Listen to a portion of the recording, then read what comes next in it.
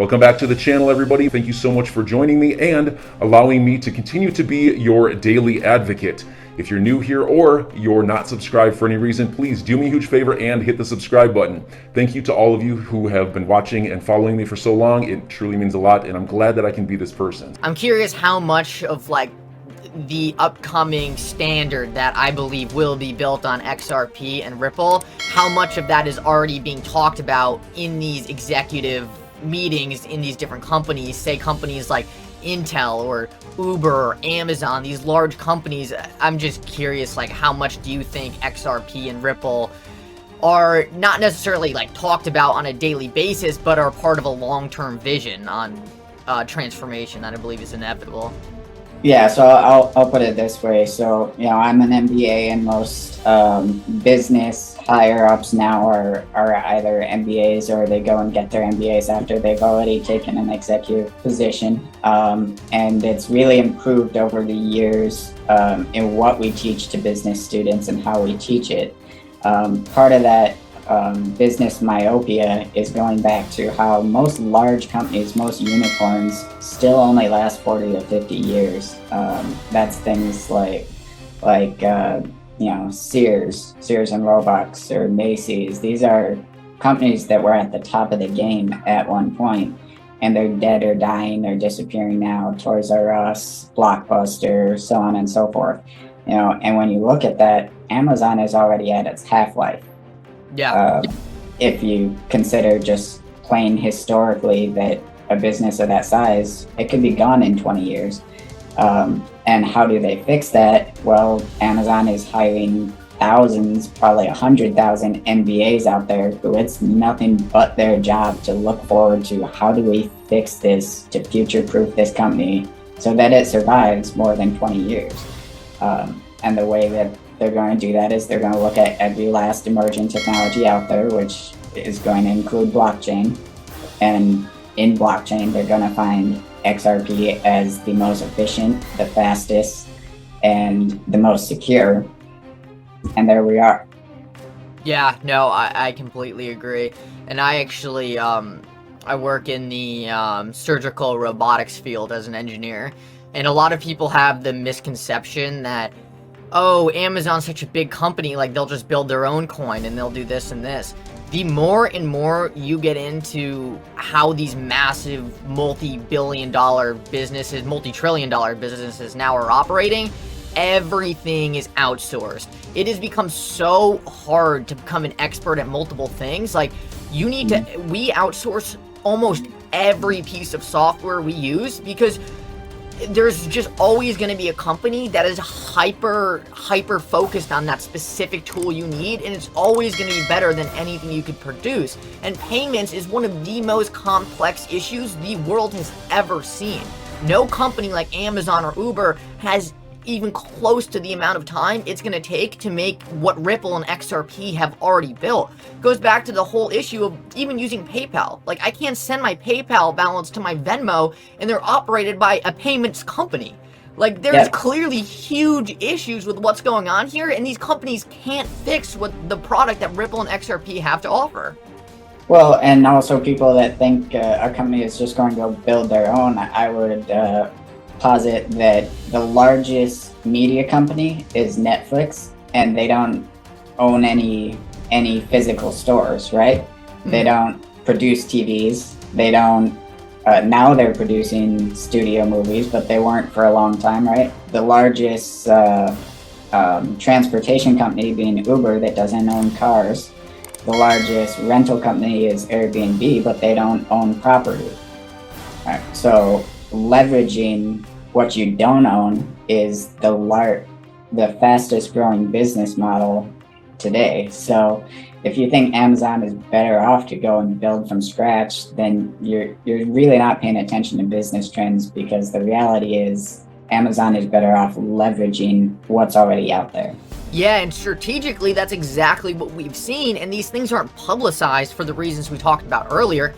BlackRock never gets to publicity. Swift never gets to publicity. All these massive banks that are really the central banks behind our economic system don't get the publicity. But meanwhile, while we have this going on, we see executives from Amazon being sent to Ripple. Rather than them building their own copy of what Ripple and XRP already are, they're sending over their highest level people and saying, okay, how can we work this system that you already have into our current business practices?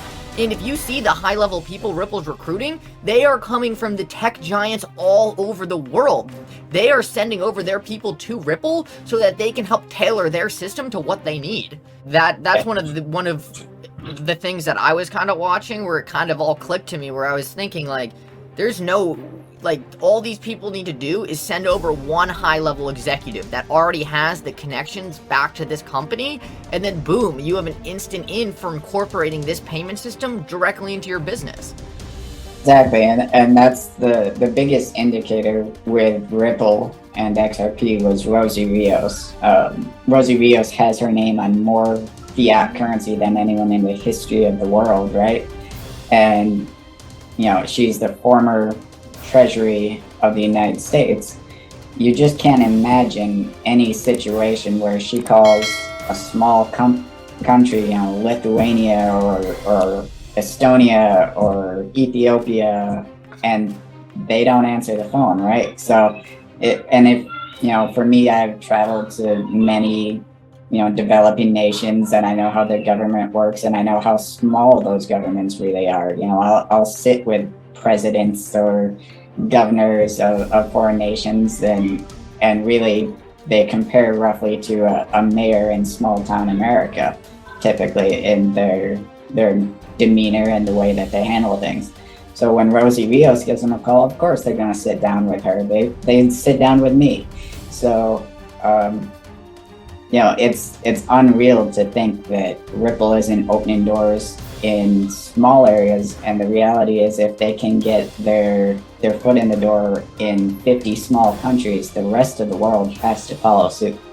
Yeah, so this is something I talk about a lot too, because a lot of people get like, oh, why not XLM? Why not this other payment token? And I'm like, all right, well, those might have a place in the future, and like, but the thing XRP has that no other blockchain company or blockchain token has is they have Ripple, and Ripple has these connections, like you're saying, that get them in the door. I mean, I cannot stress how important that is. I mean, even me, I have this small middle markets business. When I talk to larger influencers, because of my size, many times I cannot get my foot in the door. But if I had Rosie Rios as part of Mickle Markets, then I would get my foot in the door everywhere. And that is the thing that Ripple has that none of these other companies have. They have an executive team that is going to help them build the connections. So even if you have another blockchain that might has another extra 200 TPS and they can handle another couple transactions a second, it's not going to matter because they don't have the team behind it getting them into all these crazy places. And Ripple is one of the most impressive executive teams I've seen on any other company. Yeah, I mean, and just because there's something better out there that's maybe better technology, I mean, there's great burger joints all over the world, right? That doesn't make them McDonald's. Yeah, outstanding. Yeah, that's I outstanding. don't even like a McDonald's hamburger, but they're still McDonald's. No, and you see that everywhere, and I think one of the reasons why I think it's a little more, it's more prevalent in blockchain just because it's so easy to spin up a new token. It's just software, so you see like a million different copies of a lot of the time the same thing. But I mean, just look at Ethereum. I mean, Ethereum has had crazy fees. It's been almost unusable for a long time now, and it's still the standard of development because that's where the influential people are. That's where the money is. That's where the project is. And a lot of the times, it doesn't necessarily have to do with the best technology. Regardless of what Ethereum has done in the past to get where it is today, they have clearly talked to the right people, they have made the right connections, and you can see that reflected in the value of the token. It's the only one even close to Bitcoin, and for whatever reason that might be the case, it shows that the technology is not always going to instantly get you there. You need good tech, but you also need a team that's going to get you in the door. Exactly. Yeah, and Ethereum also has benefited from the fact that a lot of people in terms of mainstream media has diverted a lot of attention to Ethereum and Bitcoin. If you ask your average normie investor who says, oh, I'm invested in cryptocurrencies, it's like, what's your portfolio? They say, I have about 70% Bitcoin and 30% Ethereum. It's like, yeah, I could have guessed that one. Yeah. Yeah, I think it's kind of funny. It's almost like, and I do think those, I hold both of them too, and I think they're gonna have their place, and their tokenomics position themselves where either way, they're probably gonna increase in value simply due to the fact that, I mean, it's scarce supply of an asset that does something, but I think it's so crazy when people can't look past those initial two and see what's waiting on the other side with things like XRP, and I mean, that's really the game changer for what this whole cryptocurrency thing is going to accomplish. So enjoy your day, everybody. I'm always here for you.